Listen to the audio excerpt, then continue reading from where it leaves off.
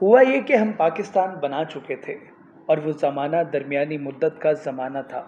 یعنی ہمیں کچھ آدھا وقت گزر چکا تھا، 22-20 سال، اور ہم لوگ کمپٹیشن کے میدان میں اتر چکے تھے، مسابقت کے میدان میں، مقابلے کے میدان میں، اور ہم کمپٹیشن کو ہی اپنی زندگی کا معیار اور ذریعہ بنا چکے تھے، شرافت کا،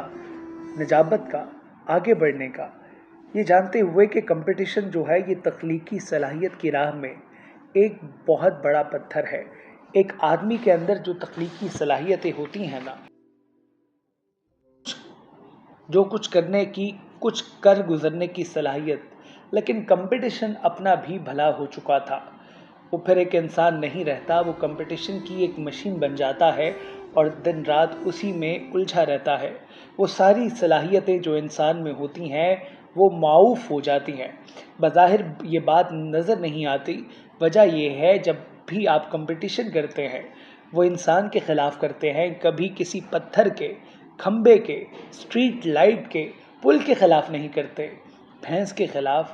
آپ نے کبھی کمپٹیشن نہیں کیا۔ جب بھی کرتے ہیں انسان کے خلاف کرتے ہیں، اور جب انسان کے خلاف کرتے ہیں اور آپ کامیاب ہو جاتے ہیں اور کامیاب ہو کر 30 بندوں کو گرا دیتے ہیں تو پھر پوچھتے ہیں کہ آپ کو کامیاب ہو گئے ہیں۔ اسلام میں کمپٹیشن کی سپرٹ، یہ صورتحال بالکل منع ہے۔ ایک ہی اجازت ہے اور وہ ہے تقوی کے لیے۔ آپ اس میں مسابقت کر سکتے ہیں، اعلیٰ سے اعلیٰ ہونے میں، مسابقت پیسے کمانے میں، حسین بننے میں، شیمپو اعلیٰ درجے کا استعمال کرنے میں، کپڑے استعمال کرنے میں، یہ کوئی کمال کی بات نہیں، لیکن آدمی اس میں کمپٹیشن کرتا ہے۔ میری بچیاں کہتی ہیں کہ نہیں دادا، یہ تو قمیض ہم پہن کے نہیں جائیں گے، یہ تو پہلے بھی ہم پہن کے گئی تھی سہیلی کی مہندی کے اوپر، یہ ہماری بےزتی ہے، ایک دفعہ پہن لی کیونکہ یہ کمپٹیشن ہے۔ زندگی کی جو زمینی کمپٹیشن ہے وہ انسان کو بڑا تنگ کرتے ہیں اور اس کی صلاحیتوں کے اوپر ایک جال ڈال دیتے ہیں۔ آپ کو اندازہ نہیں ہوگا، آپ تو سمجھتے ہیں کہ کمپٹیشن بہت ہیلدی فضا میں پیدا ہوا ہو،